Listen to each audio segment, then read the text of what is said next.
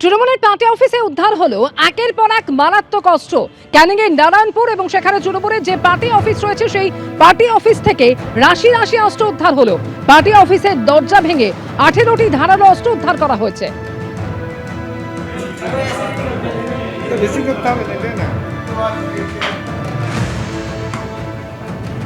ছবি আপনারা দেখতে পাচ্ছেন ক্যানিংয়ের নারায়ণপুর এবং সেখানে তৃণমূলের পার্টি অফিস থেকে একের পর এক মারাত্মক অস্ত্র উদ্ধার হয়েছে।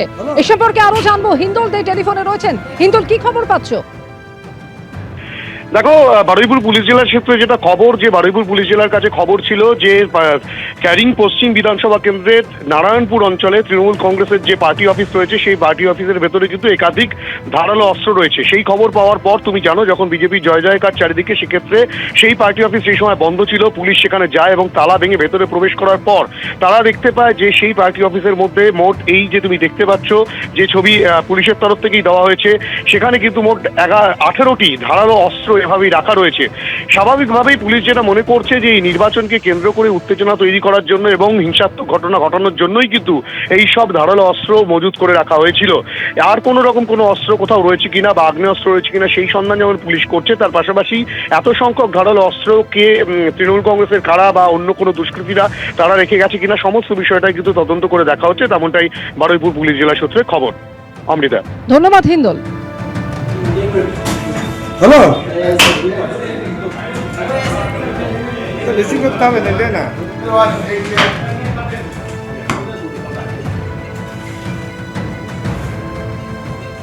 নিউ টাউনে এক বিজেপি কর্মী খুন হয়ে গিয়েছেন। বিজয় মিছিল চলছিল আর সেখানেই হামলা চালিয়ে তাকে খুন করা হয়েছে এমনই অভিযোগ উঠছেন তার পরিবারের তরফ থেকে, বিজেপির তরফ থেকে। আর ইতিমধ্যে তার বাড়িতে পৌঁছে গেলেন রাজারহাট নিউ টাউনের জয়ী বিজেপি প্রার্থী।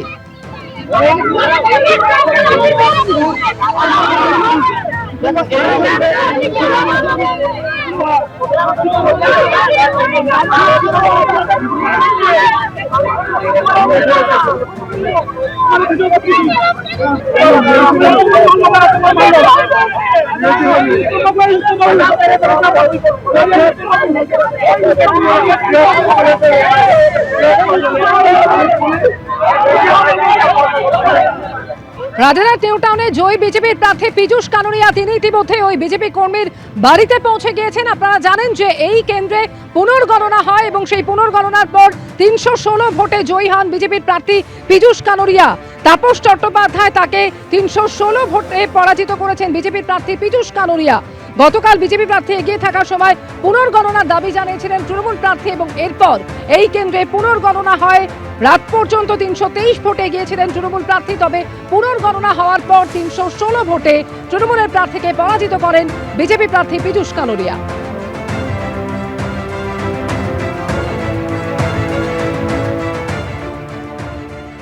রাজ্যের একের পর এক জায়গা থেকে হিংসার ঘটনা সামনে আসছে।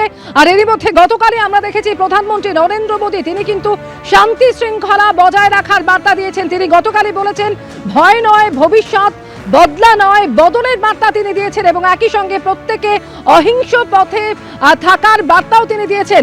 এবং এরপর ফের আজকে তিনি পোস্ট করলেন এই নিয়ে, ফের শান্তির বার্তা দিয়ে পোস্ট প্রধানমন্ত্রীর বদলা নয় বদলের বার্তা দেওয়ার পরে ফের মোদীর মুখে অহিংসার প্রসঙ্গ।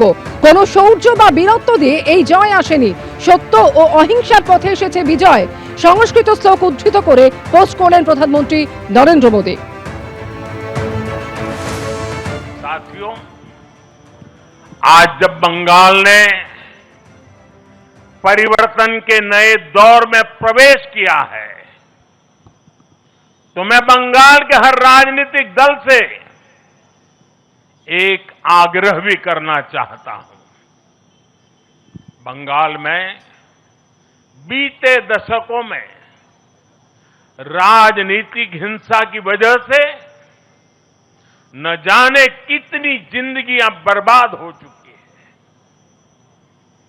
मेरा स्पष्ट मानना है कि आज से बंगाल की चुनावी जो आदतें फैली हुई हैं, उसमें बदलाव आना चाहिए।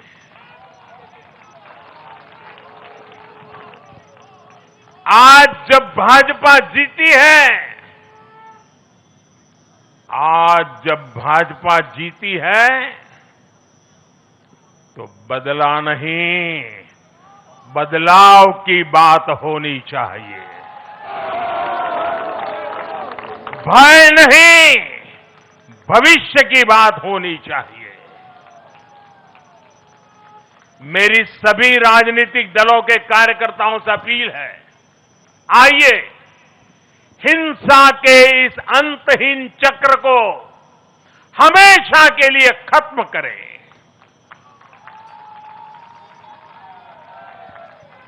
किसने किसे वोट दिया, किसे नहीं दिया, उससे ऊपर उठकर बंगाल की सेवा के लिए काम करें।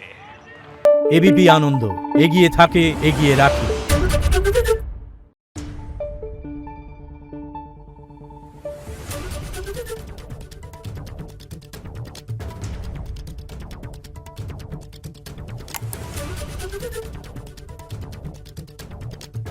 Thank you.